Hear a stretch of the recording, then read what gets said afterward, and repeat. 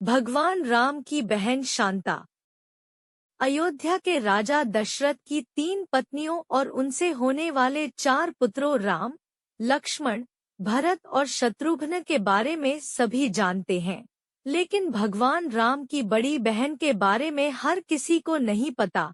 वाल्मीकि रामायण में भी राम की बहन शांता के बारे में जानकारी नहीं है, लेकिन दक्षिण पुराण में भगवान राम की बहन शांता का इतिहास जरूर मिलता है। बटा 0:00।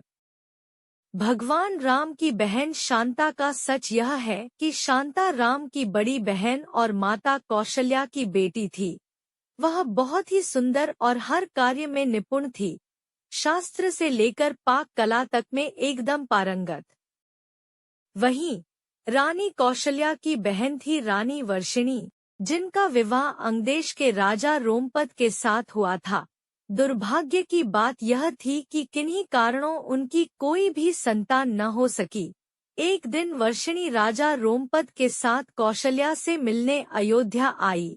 जब सभी एक साथ बैठकर भोजन कर रहे थे, तभी वर्षिणी ने दशरथ की पुत्री शांता की शालीनता और कार्यकुशलता से मोहित होकर अपनी एक इच्छा प्रकट की। वर्षिणी ने कहा, वैसे तो मेरी कोई भी संतान नहीं है, लेकिन मेरी इच्छा है कि शांता की तरह ही मेरी भी एक पुत्री हो। वर्षिणी की इस बात पर राजा दशरथ उन्हें शांता को गोद देने का वचन दे देते हैं। इस प्रकार राजकुमारी शांता अंगदेश के राजा रोमपद की पुत्री बन जाती है। एक दिन राजा रोमपद किसी काम में इतना खोए रहते हैं कि उनकी चौखट पर आए ब्राह्मण की आवाज उन्हें सुनाई ही नहीं देती। फलस्वरूप ब्राह्मण को खाली हाथ वापस लौटना पड़ता है। देवराज इंद्र को राजा रोमपद द्वारा किया गया ब्राह्मण का यह अपमान जरा भी रास नहीं आता। वह अंगदेश में वर्षा न करने का निश्चय कर लेते हैं। ऐसे में बिना वर्षा अंगदेश में सूखा पड़ जाता है। इस वजह से अकाल की स्थिति पैदा हो जाती है। इस समस्या से उबरने के लिए राजा रोमपद ऋषि श्रंग के पास जाते हैं और उनसे इस समस्या का उपाय पूछते हैं। ऋषि राजा को यज्ञ कराने की सलाह देते हैं, जिससे रूठे इंद्र देव को मनाया जा सके। राजा रोमपद ऐसा ही करते हैं और यज्ञ के बाद अंगदेश में पुनः वर्षा होती है। इससे अंगदेश में आई समस्या का अंत होता है। ऋषि श्रंग से प्रसन्न होकर राजा रोमपद उनसे अपनी पुत्री शांता का विवाह करा देते हैं। शांता के बाद राजा दशरथ के कोई संतान नहीं थी, इसके लिए वह बहुत ही चिंतित रहते थे। इसी कारण वह भी ऋषि श्रंग के पास जाते हैं। ऋषि श्रंग उन्हें कामाक्षी यज्ञ कराने की सलाह देते हैं।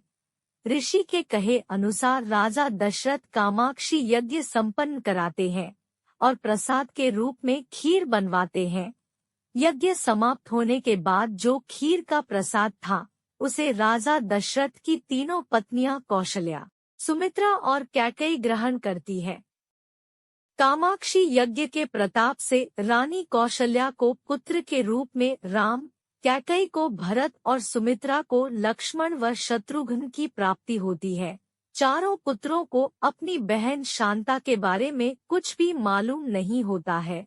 समय के साथ धीरे धीरे राम को अपनी माता के दुख का पता चलता है। साथ ही भगवान राम की बहन शांता के जीवन का सच, जो कोई नहीं जानता था, राम को मालूम हो जाता है।